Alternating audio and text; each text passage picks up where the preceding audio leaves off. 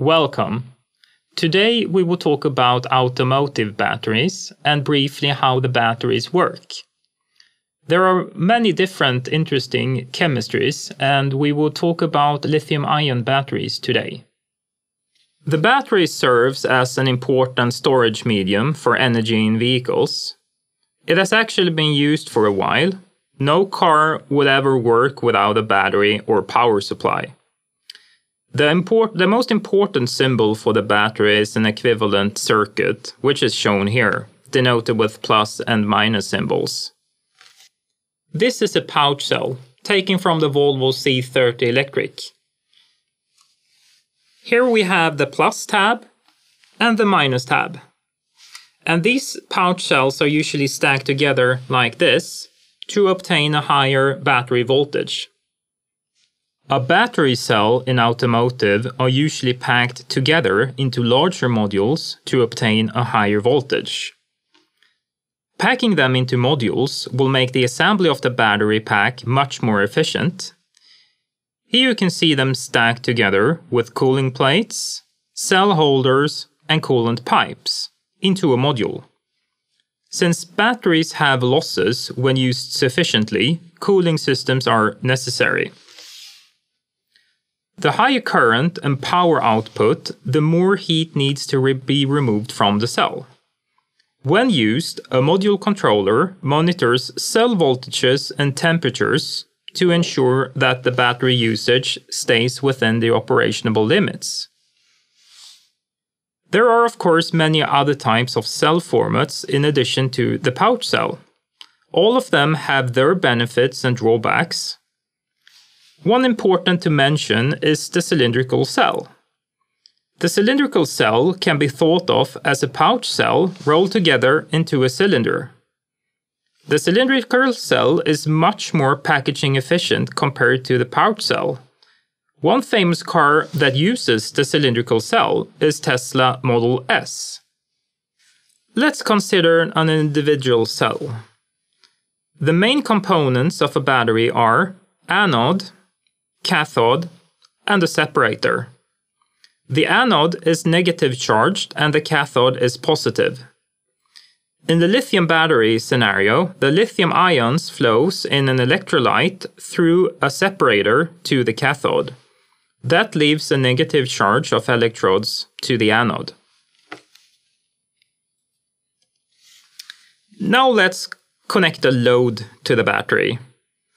And connecting a load means that electrons may travel from the anode to the cathode if they are connected through the load. In general, when there is no load connected to the battery, we will have an open circuit and no electrons will be able to travel from the anode to the cathode. During discharge, lithium plus ions move from the anode to the cathode through the separator, like this.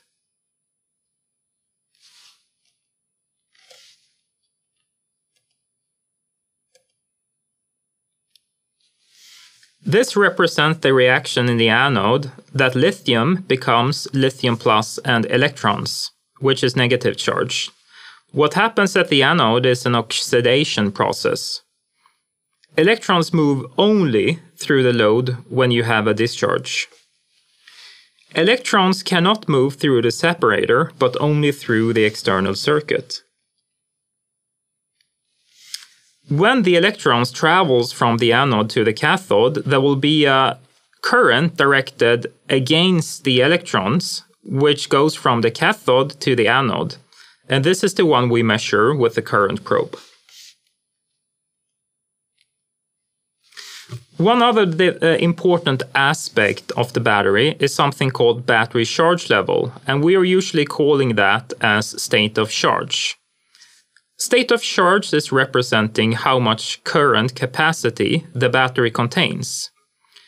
State of charge is different from state of energy.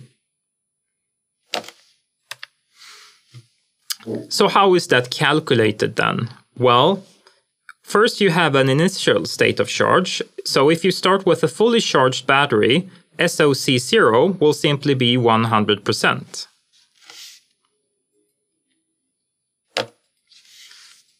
Then when you're discharging the battery, you will have a current flow from the battery, and you also have a figure called the total current capacity of the battery, and that is measured in coulomb and is denoted C in this equation. So the equation holds as 1 over C, the integral from 0 to t, I dt. And I is the current, which is in the previous figure. And when you take the integral, you will have the total ampere hours taken out from the battery within the time interval 0 from t. There are other methods to estimate state of charge. This is according to the definition, but you can also align state of charge to the open circuit voltage and other things as Kalman filtering with the battery model. But we will dig into the models in the next lecture.